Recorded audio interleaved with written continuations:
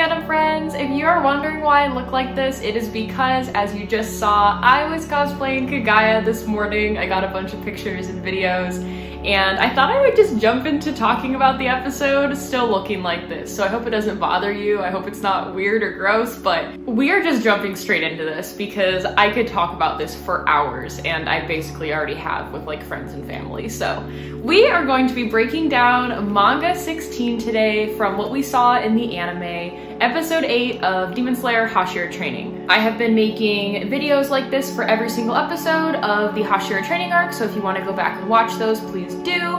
And we are going to be jumping in first with the predictions that I made a couple days ago for the finale, kind of addressing those. I got some things right, some things wrong, some things were just unseen that happened and I just didn't predict it all, which was incredible. But the first prediction I had correct, which was the length of time we would get on screen for episode 8. And so it did cover chapter 137, 138, and chapter 139, which is what I predicted. Perfect cliffhanger for this season. Something I, however, did not get right is we did not see the upper moons as I kind of thought we would.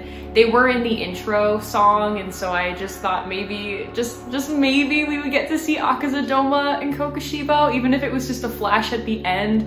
My friend and I were talking a little bit before the episode started, and we thought maybe the episode would end and then like instead of a Taisho secret, it would be like maybe the upper moons or like another added cool scene. We did get a really cool Taisho secret, which we will get to at the end of the video, but that was something I got incorrect. Something that I did get correct, however, was the length amount of time of the episode. So I guessed around 40 to 45-ish minutes, ended up being 40 minutes. And then my last major prediction was kind of exactly where it was going to end. So yes, it did cover all the way through chapter 139, which is when the Hashira get into the Infinity Castle, and it's a scene of Muzan and Tanjiro looking at each other, telling each other to go to hell, basically, which is exactly where it ended. Something else I added in my prediction video was that I thought it would be a cool way to end this episode with the infinity doors closing, which it almost did. All the doors were closing at the very end, but then of course we got Tanjiro falling and that's how it ended. And so I was almost right on that, but I was on the right track. So before we jump into the comparison, I just wanted to say I watched that episode 3 times the day it came out yesterday while I'm recording this, and I literally cried like every single time. The first time, absolutely sobbing. I went through so many tissues. I was a mess, as I'm sure so many people were, whether they're manga readers or not. This episode just hit so emotionally.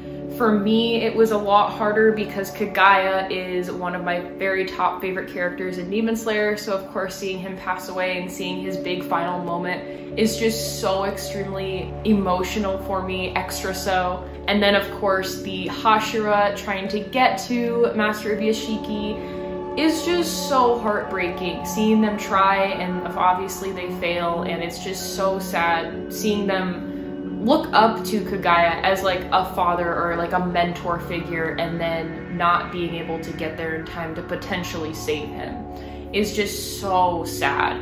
Everything with like Tamayo and Muzan, I was crying. Like I was crying when they all dropped in the Infinity Castle. I know obviously what's to come because I read the manga, so like I was just a mess. But we are going to be jumping into the beginning of the episode now. So jumping into where we start is chapter 137 in the manga. And actually before this chapter even starts, there's kind of like an in-between blank page that shows Amane, and she's basically talking about her relationship with Kagaya. Basically, she explains that he was younger than her when they first met and were gonna get married. And basically Kagaya told her, if you don't wanna get married, we won't do it, this is your decision. And that's the reason why Amane wanted to get married to him, was because she just loved him right off the bat so much.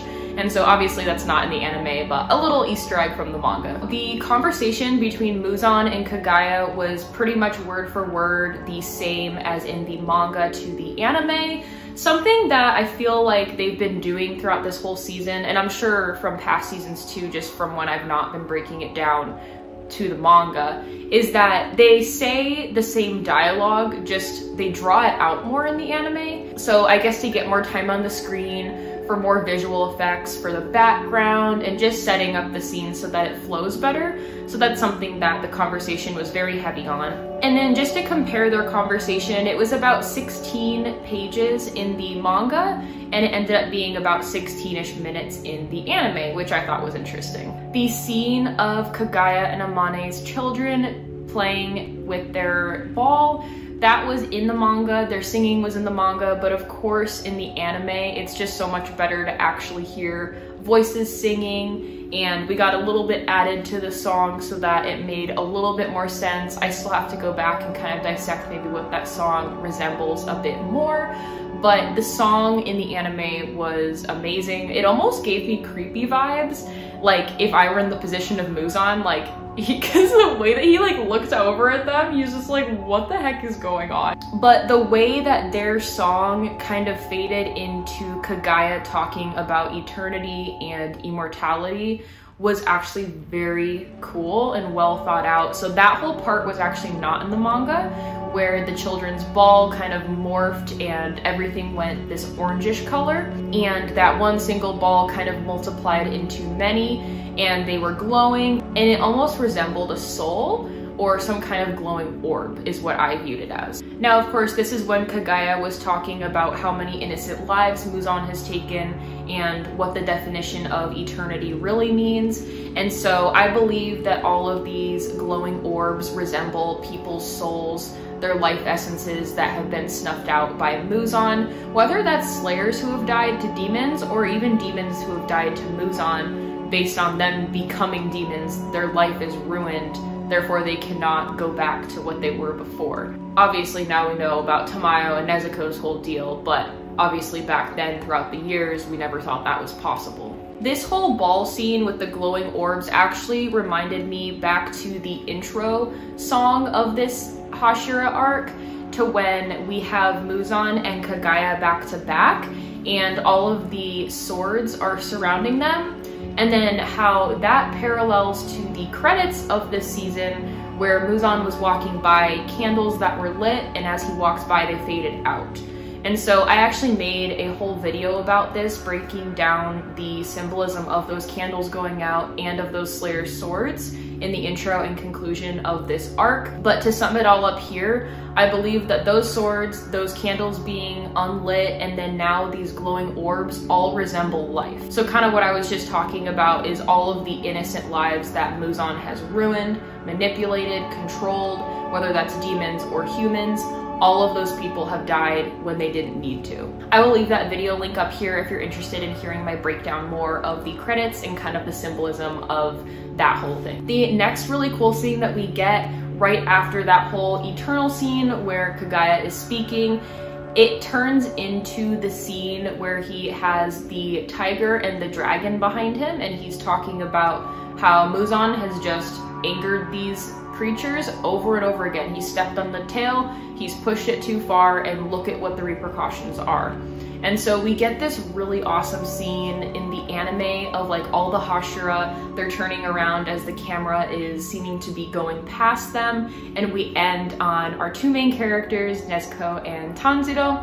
Now in the manga, this whole scene was in there, but it was so much shorter. It was literally one panel, and I feel like it kind of focused on everyone instead of narrowing it down to Tanjiro and Nezuko like it did in the anime, which I think is really symbolic to the dragon and the tiger, which Kagaya mentions. And I think it's really cool that, yes, it's all of the Hashira as well, it's all of the people that Muzan has frightened and controlled and caused trauma to all these years, but we're really focusing on our main characters here, Tanjiro and Nezuko. After this scene, we have the Hashira all running to the Ubuyashiki mansion, and then that concludes chapter 137, and chapter 138 starts in the manga. We get about the same meeting as the manga about the Hashira discussing bodyguards for Kagaya, which of course he does not want. Gyome seems to be the head of this. Now in the manga, the next scene is actually only showing Sanemi still running to the mansion, whereas in the anime, we actually get more scenes of all the Hashira, which I really enjoy and think is more important to show all of the Hashira, not just Sanemi, so that was cool. And we get to the scene you've been waiting for, the explosion. Now, obviously this happened in the manga. This was a huge turning point for the story, but the way in which this was done in the anime was just absolutely incredible, phenomenal. I don't have words to explain how it made me feel. It was everything. It was all the emotions. Obviously, I'm so heartbroken and sad for Kagaya and the Hashira, everyone, his kids, his wife. But there was also the thrill of, oh my gosh, like there's so much happening on screen and this animation is just gorgeous beyond belief. Another huge shout out to the animators and creators of this, everyone that was involved, absolutely incredible. I think that the slow motion added a ton to this. In the manga, we literally get like 2 pages. It's one big panel over 2 pages of an explosion. It says boom, and it's just an explosion. In the anime, obviously we got so many more scenes of everything burning. There's pieces of the planks of the mansion that are coming unrooted. There is the snow that's falling from the sky that's melting slowly. We actually also get to see the spikes that are later harming Muzan's regeneration bounce up from the floor where the explosives probably were.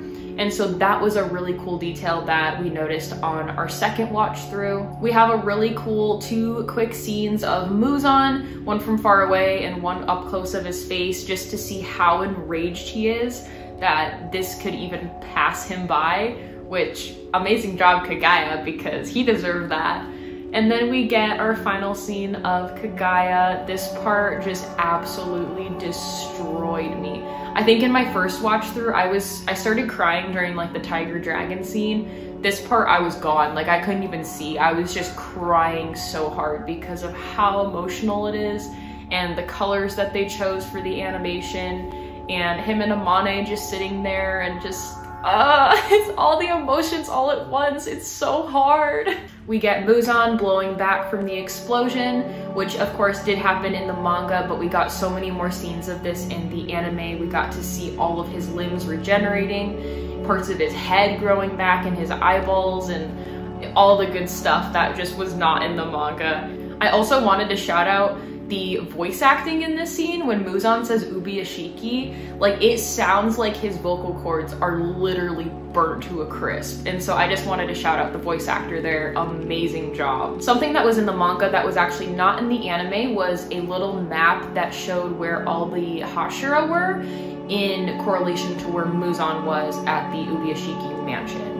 And so it basically just showed little glowing dots of the Hashira coming. We saw how far away they were throughout the forest, where compared to where Muzan was at the mansion. So that was not in the anime, but good visual for the manga. Next up, we get a scene of the vipers. So this part in the manga was actually changed in the anime. So the same concept of the snakes, these vipers, was the exact same. However, in the manga, we actually see one large snake wrapping around Kagaya as Muzan is thinking about it.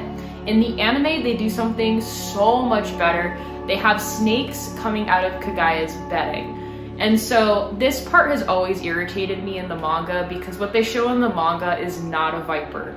Vipers do not grow that large. That's not what they look like. They don't look like kind of an anaconda is what it looks like in the manga, which is literally like the biggest snake in the world. Vipers are pretty small, and it's what they show in the anime. So whoever was on that department changing that bit up, you got my thumbs up, because I love that. Snakes are often depicted very wrong and poorly in media, and so this made me smile. I was like, dang, they got it right. We have Tamayo appear, and their fight with Muzan was about the same as the manga. Something that I appreciated was something very small, but in the manga, when her eye gets stabbed through, they actually show it like straight on, and it just, I don't know, there's just something about it that like creeps me out every time. In the anime, they kind of showed it in a less graphic way, so thanks for that. We get an epic entrance of Guillaume. This of course was in the manga, but only got to be shown in a couple of panels, so he had way cooler of an introduction. And this is actually where chapter 138 ends and chapter 139 begins. Now here in the manga, we have something that's a bit different in the anime. Before we jump into chapter 139, we actually just get a very quick scene of Yushiro, and it's basically just him feeling sad that he has to leave Tamayo, but it sounds as if Tamayo has given him a mission. Now I'll pop up an image of this on the screen. This is not a spoiler, it's literally in the manga, they just didn't put it in the anime. The flashbacks we see of Gyome and Kagaya are about the same, just obviously extra beautiful, because of course what that kind of purple and pink does to the scenery and coloration is just absolutely gorgeous in the animated style. We jump back to more fighting of Gyome, which again was added so much more. We get to see Sanemi show up first besides Gyome, and he is just, oh my gosh, shout out to the voice actor again. The heavy breathing that he's doing and his shouting through the smoke and the fire and everything was incredible. And something happened that I never thought would happen. If you know me and you've been around watching my videos, you know that I'm not a big fan of Sanemi. And so this is kind of weird for me to say and for me to feel. I actually felt something for Sanemi that wasn't just pure hatred or dislike. I actually felt bad for him. It's hard with Sanemi because he has disrespected Kagaya multiple times in the past. I'll make a video explaining all of this, but there have been so many times when he just doesn't respect him. And so seeing him now have so much respect for him and trying to get there as fast as he could. He was the first one to show up besides Gyome. He was dedicated. Like, he did not want to see Kagaya go down, and he was ready to protect him. Just seeing that and feeling the way I felt, especially that first watch through, it gutted me for a sec. I was like, dang, he actually has emotions that are good about him. He has good qualities. And so that was surprising for me. I hope I made all of you Sanemi lovers smile. The rest of the Hashira then show up, and we get an incredibly beautiful scene of kind of Muzan and Tamayo in the middle of this circle that goes around. It's almost like a still shot, but you can still see the fire, but it's all of the Hashira around Muzan in the middle. And we just get such a good shot, just this 360 all the way around. That was not in the manga, obviously. That is just so much more cool to see in animation, where you can really feel the kind of 3D vibes of it all. Gyome shouts Muzan and everyone jumps into action. At this point, I actually had forgotten that no one really knew his name or what he looked like, and so that's why everyone was just kind of standing there like, what's going on? Who's that? But when Gyome and Tanjiro say something, everyone else is like, oh shoot, that's the big bad. That's who we're going after. And it's this scene that I actually noticed something really cool. Basically, in all of the scenes previously, we saw that Gyome still had the tears coming down when he initially attacked Muzan. In these couple scenes that we're getting after the flashback that we had of Gyome and Kagaya, he's actually no longer crying. And so I think this is also very symbolic to, he is 100% in this moment.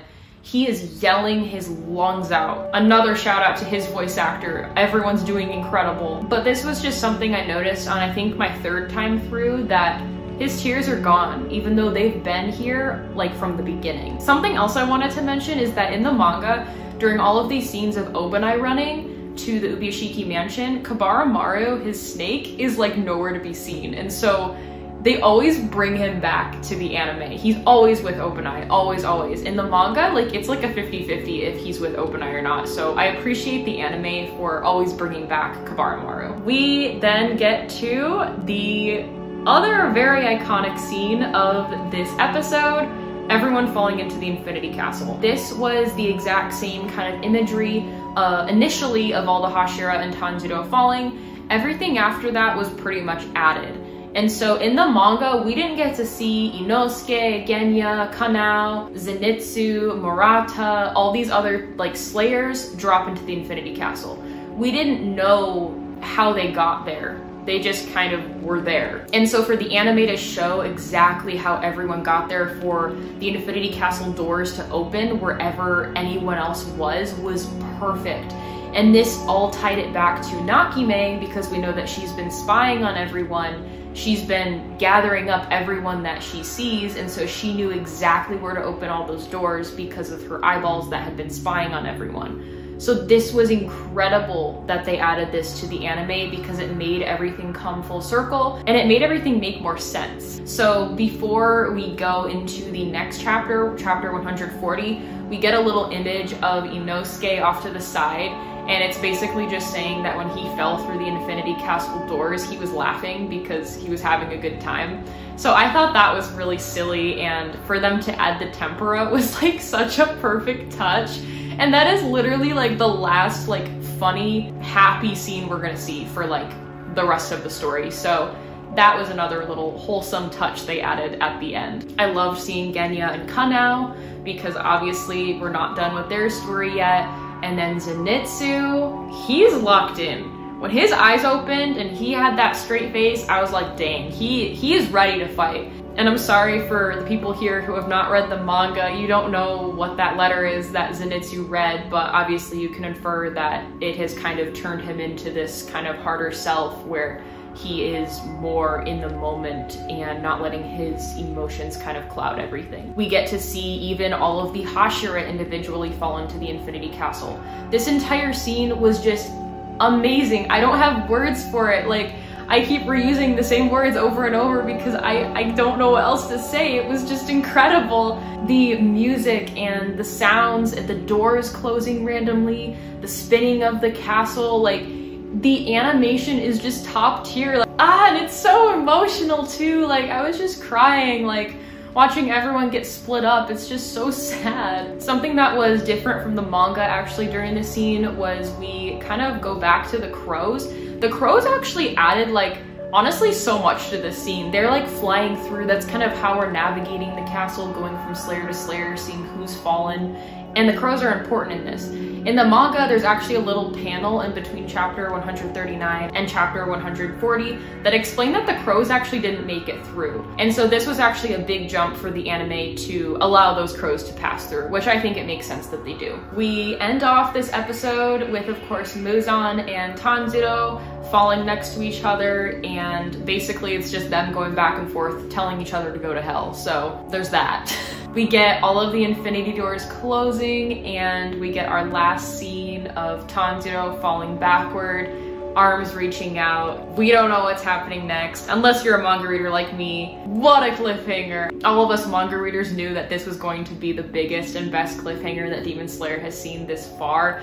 I hope that people who have not read the manga appreciate this, don't get upset about it, because it's good to leave off on cliffhangers. That's what makes people keep coming back. And so, you know, having such an exciting and emotional and compelling ending is just so much better than just kind of getting full closure, at least in my opinion.